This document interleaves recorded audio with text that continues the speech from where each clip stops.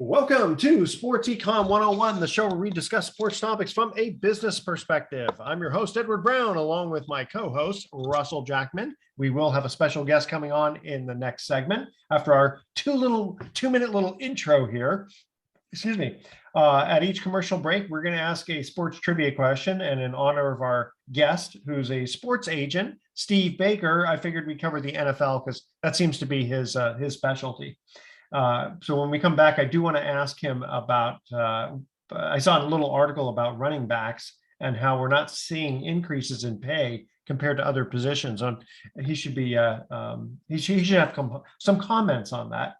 And then also a little bit about John Morant and his suspension got increased. I guess because of all the gun violence out there. So I want to see if that's going to be a wake-up call for him. And what you guys think about Chris Paul going to the Warriors and whether or not he's going to be seeing much playing time, or is this maybe his last chance to get a championship? All right. This segment of Sports Econ 101 is sponsored by Pacific Private Money, still providing mortgage investments currently yielding over 7% secured by real estate. Actually, they pay anywhere from 7 to 9%, depending upon how much you invest. No clients ever lost money. Should check them out at pacificprivatemoney.com. Russell, you want to say any quick things before we cut to our break? Yeah, we also are on the eve of the All-Star game, the MLB All-Star game tonight. I know this will air on Saturday, but we had the home run derby last night, and that I am 55 years old, and it is the 55th home run derby in a row that I've not seen. Yeah. I've never seen a home run derby. I always forget that it's on, and I really don't care who wins. Yeah, I mean, it's kind of fun to watch, the moon shots, but yeah, I don't know. For some reason, I guess when it first started, it was pretty exciting, but after that, not so much. Okay, all right, let's stay tuned. Sports Econ 101. We'll be right back with our special guest. Not with closing comments. Yeah. No, that's right. That'll be coming later on.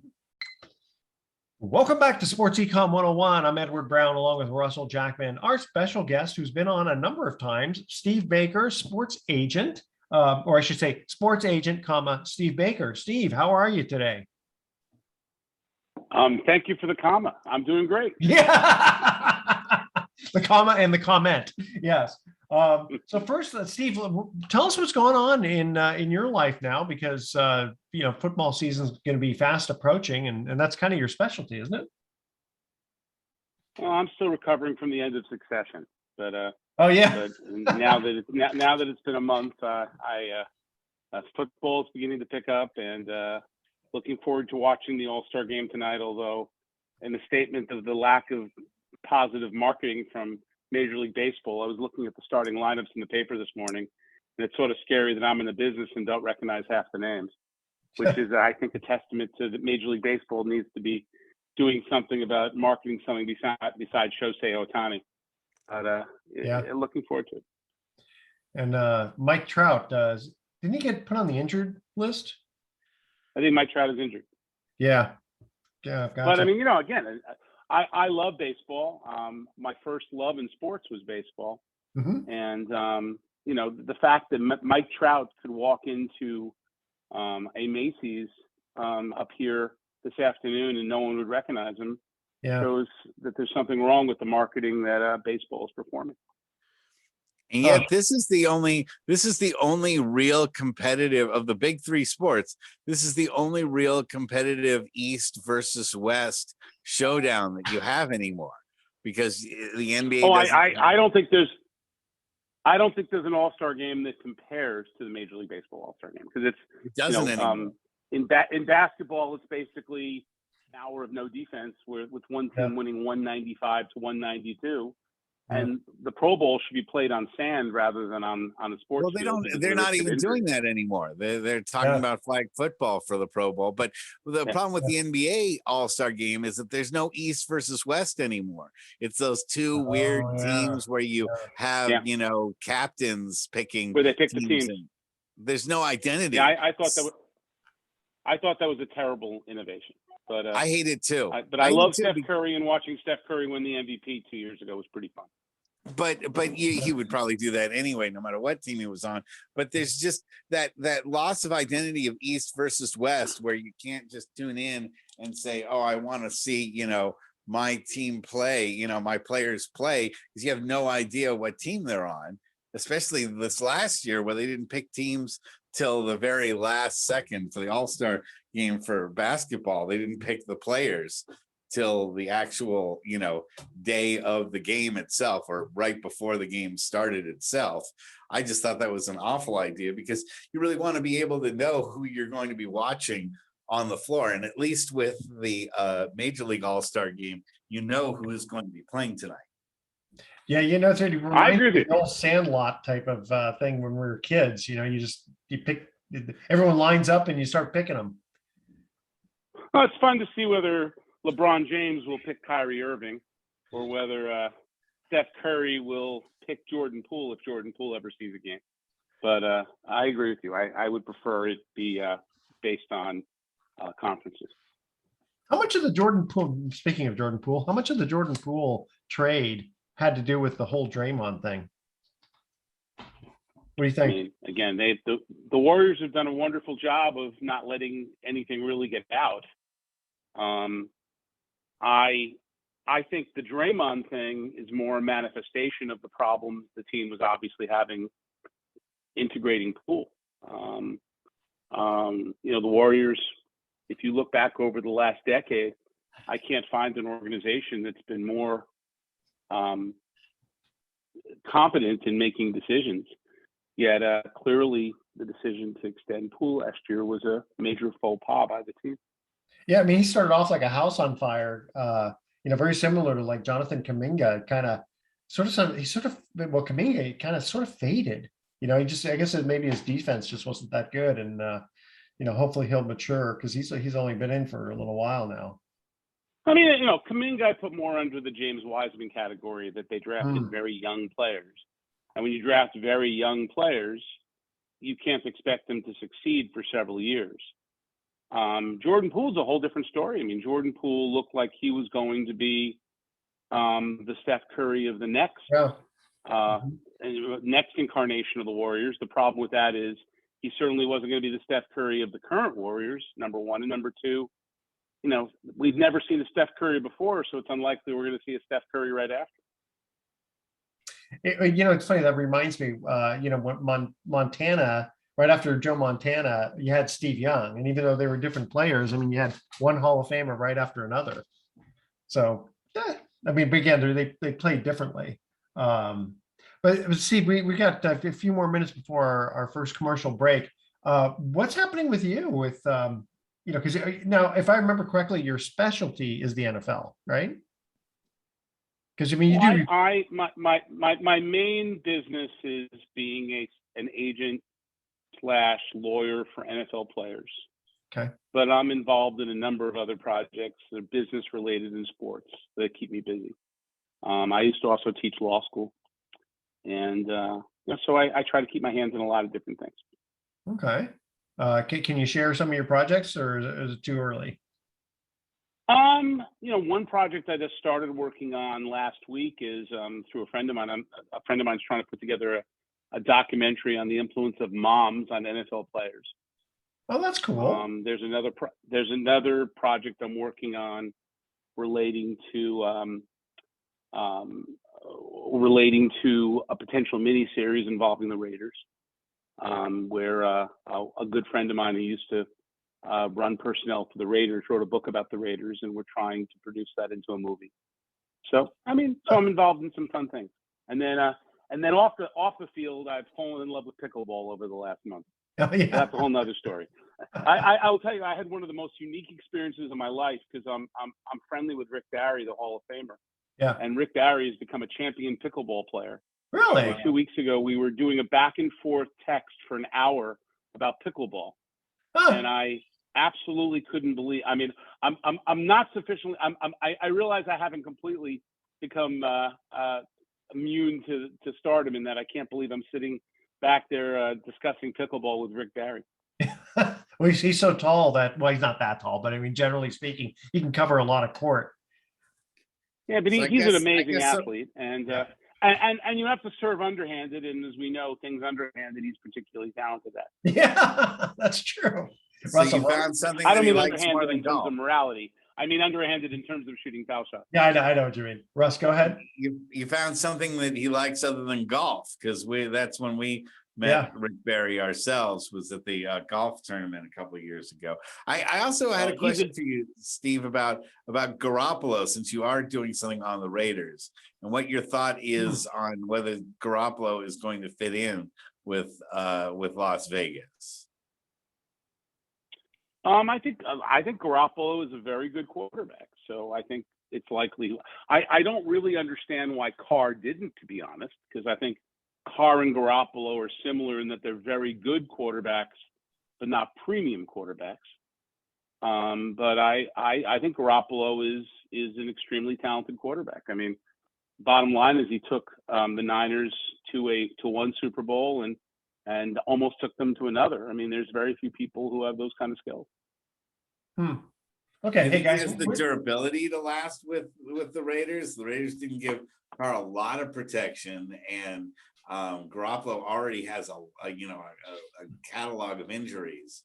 Do you think he can make all 17 games next year? I mean, history shows that that's unlikely, and that in the past he's been, he's certainly been injury prone.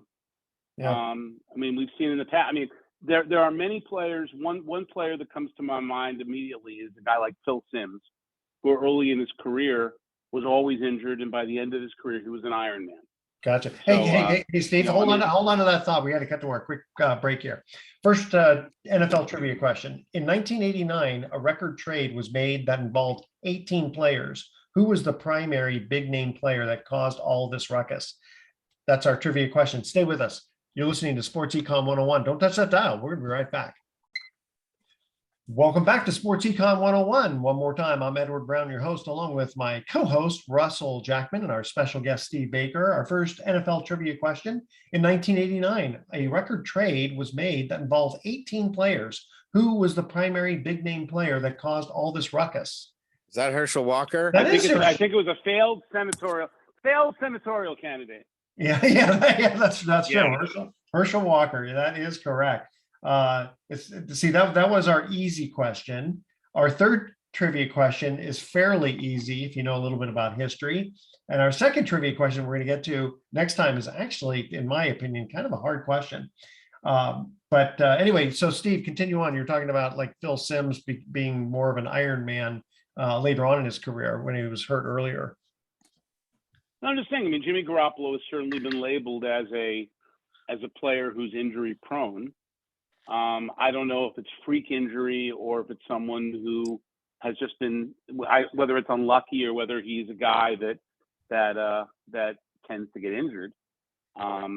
He certainly doesn't have great mobility, which makes him a little bit more exposed. I mean, we saw Brock Purdy last year was a little bit less injury prone, maybe because he had a little bit more escapability. But I think Jimmy Garoppolo is a really good quarterback. I think he's a guy who could have taken the Niners to a championship game. He in fact did, and I think if the Raiders put enough around him, he could be successful there also. I'm going to take the opposite approach on that. I don't think so. That's my professional opinion. And hopefully Brock Purdy will, get over that against the Philadelphia Eagles, that kind of an uncanny type of injury. Hopefully, I guess he had surgery on that elbow, right? Yep. Yeah. What happened to Brock Purdy last year? I mean, Brock Purdy's run last year was almost unprecedented. Yeah. And you have to feel for him for having such a terrible injury at the end of the season. Gotcha. So Steve, in the first segment, I did kind of an intro as to sort of things I wanted to talk about. So I was reading an article that talked about how running backs are not seeing the increases in pay compared to other positions. I mean, you represent football players. Are you seeing the same sort of thing? And if you are, that's been why? A trend that's been going on. That's a trend that's been going on for a while. And why is that? There's a bunch of factors. One is that running backs tend to have much shorter careers because the number of hits they take early in their careers that that given that they have a much shorter shelf life, for lack of a better term, I think that's affected their pay. Then number one. Number two, because they tend to have shortened careers, in the NFL, you don't make your money until your second contract. So by the time you're on your second contract, you've already hit your peak. So so that's why you see, for example, when with Dallas with Elliott years ago, he had a holdout and got his money before he ever got to that second contract, which turned out to be an astute move on his part because his skills seriously eroded soon after that. Another factor is NFL teams have found that unless you're a superstar, a good running back could fairly easily replace a very good running back. I mean, the 49ers for years have succeeded with mid-round draft choices at running back. Now, last year, to get them over the top, they went out and traded for a generational running back in McCaffrey. So, I mean, when you're that special, you can get the money, but short of that, it's hard to. And even McCaffrey. I mean, McCaffrey makes much less than a top-notch wide receiver. Although I'd offer that there's very few offensive weapons that are as good as McCaffrey. Exactly. Yeah, because he's not just a running back. You know, he's got a lot more skills. Yeah. The real irony about the running back position is you're talking about players who are generally the best athlete on the team. I have frequently advised players, it's like there should almost be a country song, "Mama, don't let your boys grow up to be cowboys." in that, I mean, like you look at there's players that if they've been converted early in their career to a defensive back or a linebacker, they have a longer shelf life in the league. I also think we're seeing a trend. We're seeing a trend by the NFL on a lot of teams to split the running back reps between 2 to 3 running backs and to not have a bell cow running back. You do have them, but there's maybe 6 of them or 8 of them in the league instead of 30 on the league. Yeah, I agree. I mean, occasionally you find a guy like a McCaffrey who's a jack of all trades, or a jackhammer like a Derrick Henry in Tennessee, or what Earl Campbell was once down in Houston, where you have a player who just wears down a team. But obviously the classic passed away earlier this year in Jim Brown, where you have a player who just dominates a game like that.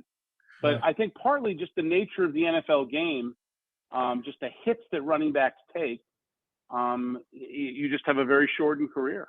I mean, when Jim Brown played, he was a man among boys. I mean, he was bigger than everyone and faster than everyone. Now, I mean, you have safeties who are 225 pounds who run 4.340s, and there's only so many hits you can take like that. Yeah. Well, also the linebackers are in the front line, 300-pounders.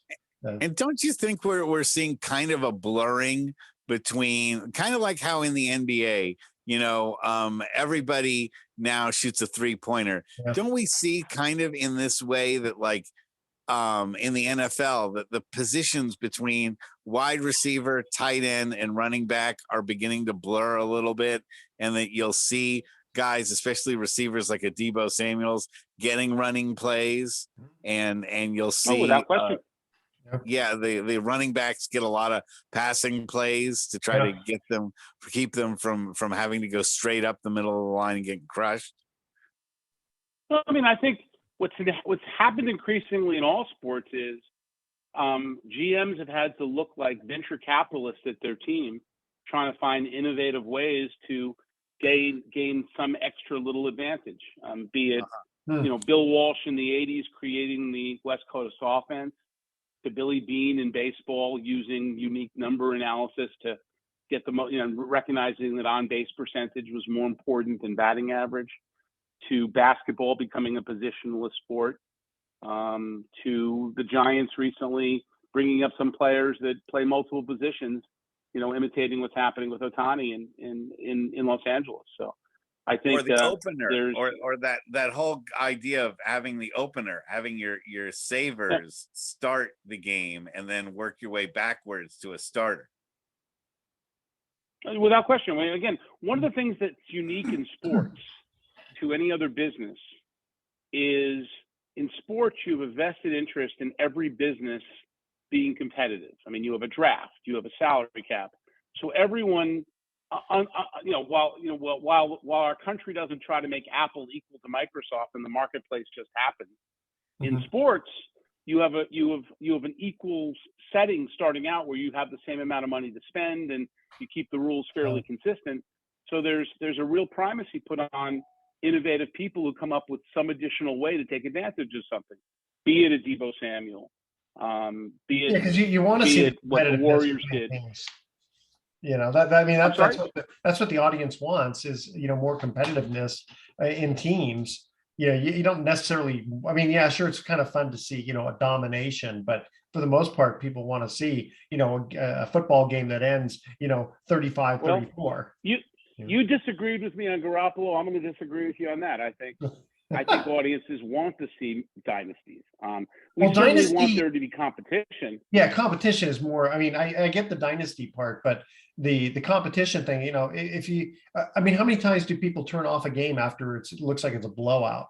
Now we've all learned that blowouts can turn around, and oops, I turned the channel and I shouldn't have. But well, I agree. No one wants a blowout. I mean, in business, we don't mind that Microsoft might be dominating the world of AI if that helps competitiveness. But in sports, there's a vested interest in there being competition. That's why the worst team picks first in the draft. That's why. I mean, there are many rules put in place to encourage competition. Interesting. Let's see. We've got about less than 30 seconds for this one here. I just thought it was really interesting about this Belarusian tennis player, Azarenka. She's booed off the court after losing to Ukrainian Svitolina,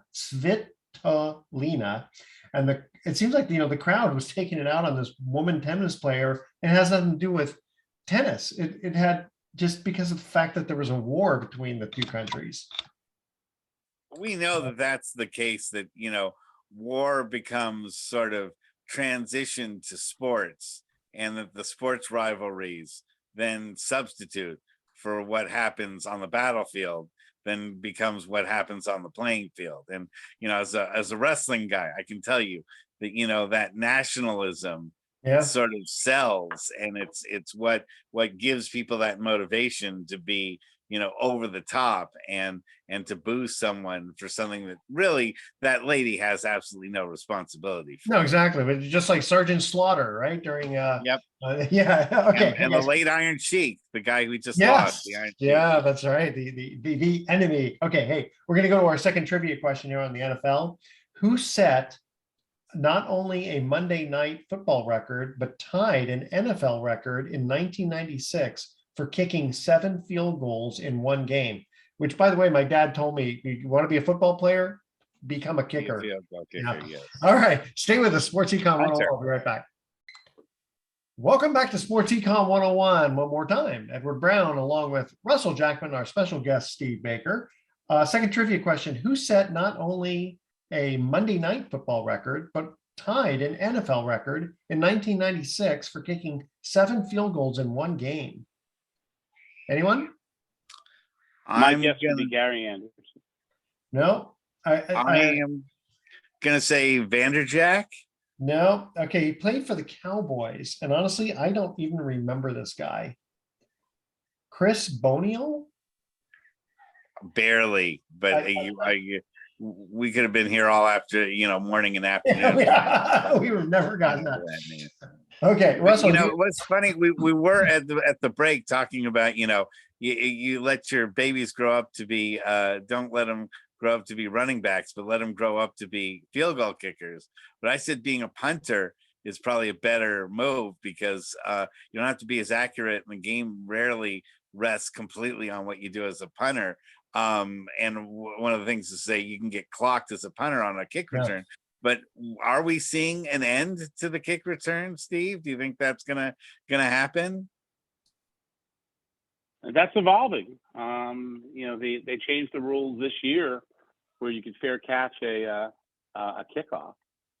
I know that there's a whole group of players in the league that are in the league pretty much because of their ability to do kick coverage.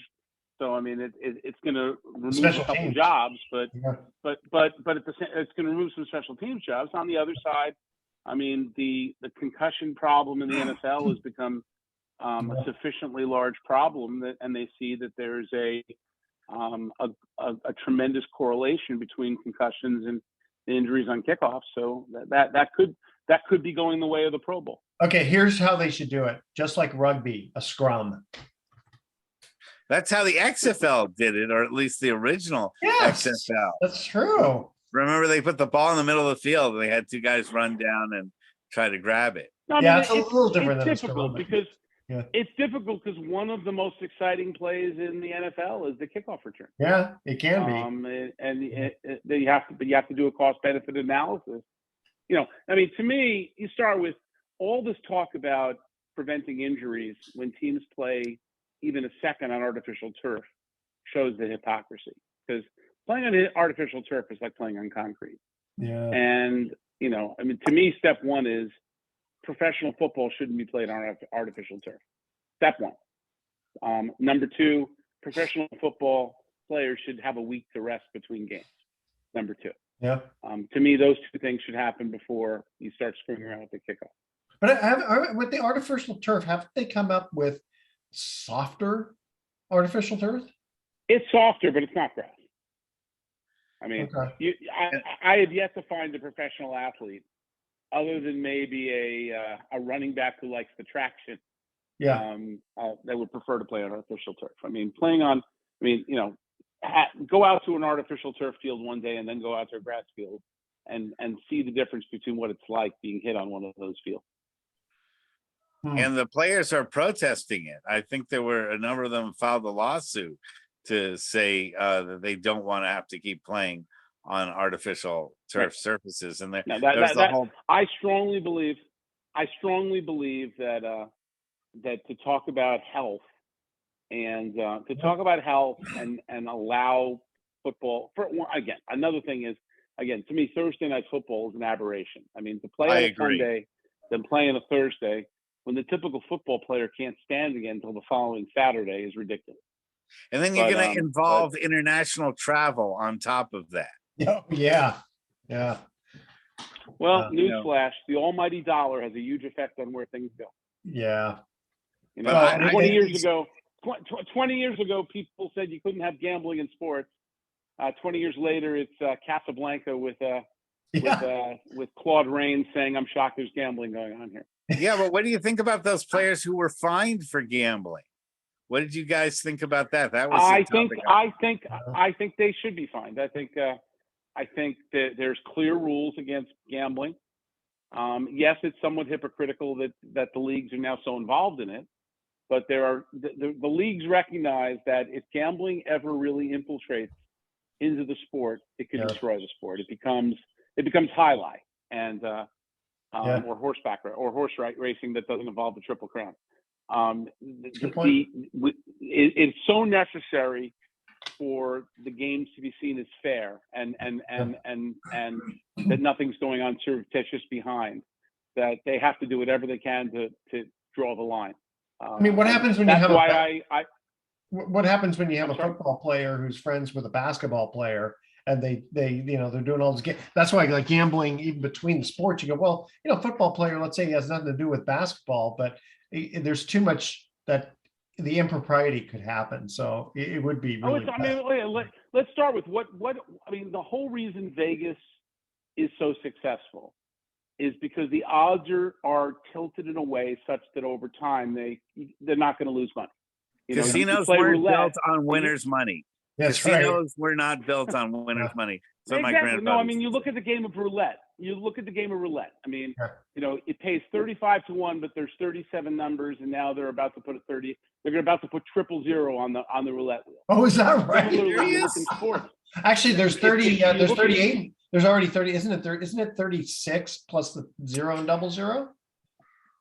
I think so. Yes, it's actually 38 they're, minutes red and already. black. they're trying to make the odds one step worse. And Yeah. similarly, what keeps sports commissioners up at night is, when there's a line on a game and a gambler gets to one key linebacker who misses a tackle in one key spot that changes the odds just a little bit. You look at the whole experience with referees. Yeah, but wait a minute though. If you're Vegas, in theory, don't you want exactly half the money on one side, half the money on the other, and you're just taking the vig? No, that's exactly it. What I'm saying is that the thing that will keep commissioners up at night is gamblers behind the scenes looking for a little bit of an edge. And in sports where there's not every player is making $40 million a year. So when you have some guy making that's going to have 1 year in the league, and the risk that a gambler can get to that person, that keeps commissioners up at night. Back in the mid '80s, a agent with a lot of ties to gamblers signed a number of the first rounders in the NFL draft. And the NFL went out of their way to shut that guy down because they were so terrified how it could affect games. Yeah. You know what? And then, of course, talk about the 2002 Sacramento Kings versus the LA Lakers. Oh, yeah. That's the call. That was a huge deal. And I could bore all of you guys with stories about Jack Molinas, who was a fraternity brother of my dad's. I don't know if you've ever heard of Jack Molinas. I've talked about him before on this show, but he was the first guy to get caught in professional sports gambling in 1954 for the Fort Wayne Pistons, and was taken off of his first and only All-Star appearance. Well, obviously you got to go back to 1919 before that for the Black Sox scandal. But I was going to say that shoot, lost my train of thought. I'm sorry. I'm thinking of Nick Nolte in the movie Blue Chips, recognizing that one of the players threw a game. So wow, I haven't thought about that movie in a long time. Shaq O'Neal's first. No, I was going to say, you know what? They go back to Sonny Liston should have beaten Muhammad Ali. The guy was the Phantom Punch. Yes, the Phantom Punch. Yeah, when you look back at how good Sonny Liston really was, and everyone just always thinks about you lost to Muhammad Ali first time, blah blah blah. But that guy was a real bruiser. So yeah, I feel pretty comfortable that Muhammad Ali beat Sonny Liston. On that one, I feel pretty good. Yeah, but in their rematch was the Phantom Punch, and that was always something I've wondered about. Oh yeah, they've done a lot of documentaries on that. In fact, I watched a thing about the mob, and I can't remember which guy it was. Lepke Buchalter, one of those guys who. There's so much of course, you watch these things and you don't know how real it is, but they put it together a little bit carefully to where there was a big insinuation. When you have mob people and you have boxing and you have a guy who loses who shouldn't have, the Phantom Punch, and you see that, and it's ridiculous how, it didn't even look real. It's like you'd think that a guy would know how to fall so that it looks real. Well, I'm just glad that Bruce Willis didn't take the fall in Pulp Fiction. Yeah. That's right. Kind of remake the thing. It's funny. I told this story once before, and I want to just get this off my list here. So my and again, I don't know if it's true, but it makes for a good story. So my father-in-law played for the Pittsburgh Steelers for a short time before they had the face masks, and I think it was like they had a minor league team, and he was a halfback. And I asked him, I said, well, what happened? Why did you get out of football? And he says, well, one time he goes on a Saturday night, it rained like crazy. And they obviously didn't take care of the fields the way that they, do now.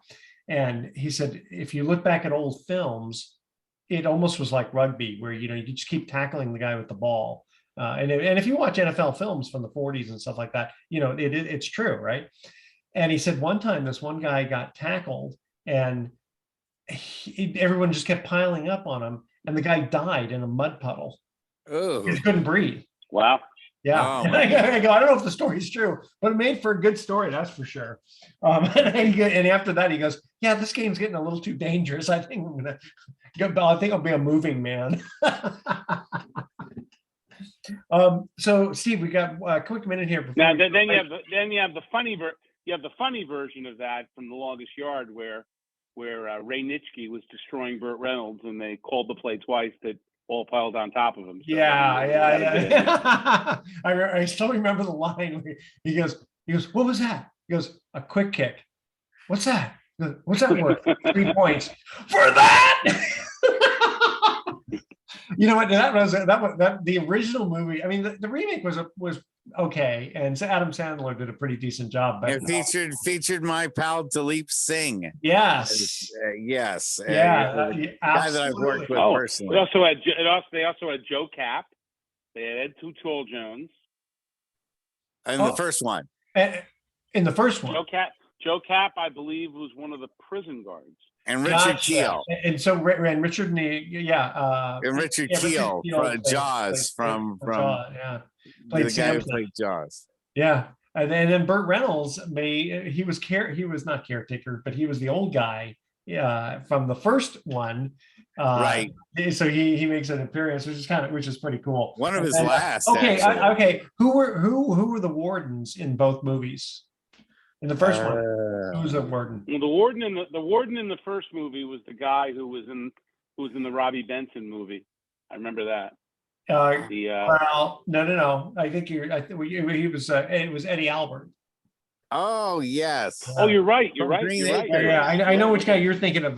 You're thinking about One-on-One, which I can't seem to find anymore on the movies. And then who was the second one? The warden. Oh man, James Cromwell, the old Stretch Cunningham from All in the Family. Okay, here's our third trivia question. The 1966 season saw the first NFL team score 70 points in a regular season game. Which team embarrassed the New York Giants 72-41? That's our trivia question. Stay with us. Sports Econ 101. We'll be right back with some closing comments. Don't touch that dial. Welcome back to Sports Econ 101. Edward Brown along with Steve Baker and Russell Jackman. Last time for today. 1966 season saw the first NFL team score 70 points in a regular season game. Which team embarrassed the New York Giants 72-41? I will say Pittsburgh. No. Steve? No idea. Oh, do we lose Steve? No, he's there. Steve, who is it? I know. Yeah, Steve just said he doesn't know. Steve. Okay, it was the Washington Redskins. Back then they were called the Redskins. All right, you guys ready for our thoughts? Oh, I was about to answer Herschel Walker, but I thought that. Yeah, he scored all 72 points. Okay, 72. Here's our thoughts for the day. Did you hear about the Italian chef who died? He passed away. Oh, bad. That's a bad one. Okay, and a man is suing. That's like my daughter's favorite. My daughter, when she was 4's favorite joke was, "Why do you want ice at a comedy show?" Go ahead. So easy to crack up. Ice cream. Oh, see, crack up. That's cute. Okay, and a man is suing Smart Water for not making him smart. And I'd like to formally announce my lawsuit against Thin Mints. All right. Tune in next week to Sports Econ 101. We're going to be discussing sports topics from a business perspective and asking more sports trivia questions. Thanks for listening. And Steve, thank you again for being our guest. Always a pleasure to have you. On behalf of our team, I'm your host, Edward Brown. We'll see you next week. Adios. So long. Adios.